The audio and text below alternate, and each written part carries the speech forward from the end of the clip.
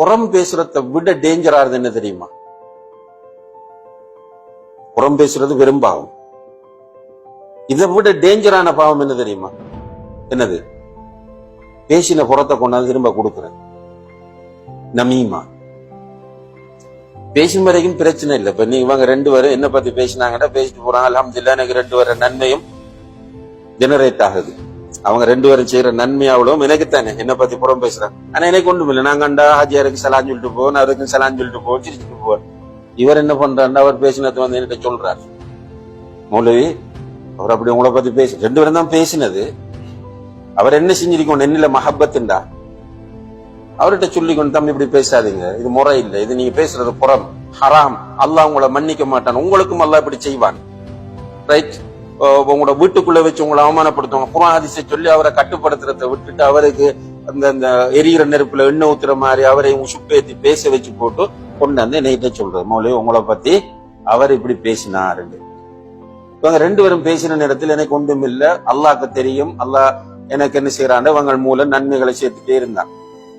இவர் வந்து சென்னத்தோட எனக்கு என்ன நித்திரை கட்டு தூக்கம் கெட்டு போயிடுச்சு. இப்ப நான் யோசிக்கிறேன், உங்களுக்கு பயன் பண்ணத்தானே ஆகணும், பள்ளியில தலைவர் இருக்கத்தானே ஆகணும், நான் இந்த ஸ்கூல்ல எஸ்டிசி பொறுப்பை நான் எடுக்கத்தானா வேணும்.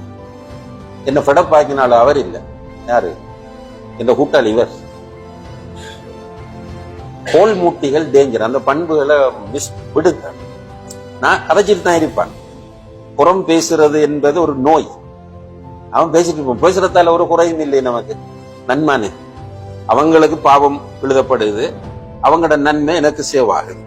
அல்ஹம்துலில்லாஹ், போய் திணிக்கட்டும், விரும்பினாக்கள் விடட்டும். ஆனா கோல் மூட்டாதீங்க. அவட தெரிந்து உட்கார்ந்துட்டு வந்து தலைவர்கிட்ட வந்து, தலைவர் உங்களை பத்தி இப்படி சொன்னார், தேவையானதை நீங்களே சொல்ற மாதிரி சொல்லுங்களேன். நீங்களும் அந்த டீம்ல 5 பேர்ல இருந்ததானே. என்ன செய்யணும்னா, இமாமுக்கு கொடுக்குற சம்பளம் போதாது, தலைவர் இமாமுக்கு சம்பளம் போதாது, அல்லது ஒரு தாப்பை கட்டுறாங்க, இந்த தாப்பை இந்த இடத்துக்கு பொருத்தம் இல்ல, நீங்க இந்த தாப்பையை கட்டத்து அவர்கிட்ட வந்து நீங்க சொல்ற மாதிரி சொல்லுங்க. அல்லது ஒரு ஆளு கான்ட்ராக்ட் கொடுத்திருக்கிறாங்க, அவர் தம்பி தலைவர், தம்பிக்கு கான்ட்ராக்ட் கொடுக்கறது விமர்சனம் வரும், எனவே நீங்க வேறொரு ஆளுக்கு கான்ட்ராக்ட் கொடுங்க, அல்லது நோட்டீஸ் போர்ட்ல அதுக்குரிய தெளிவை போடும், சொல்லிட்டு போங்க.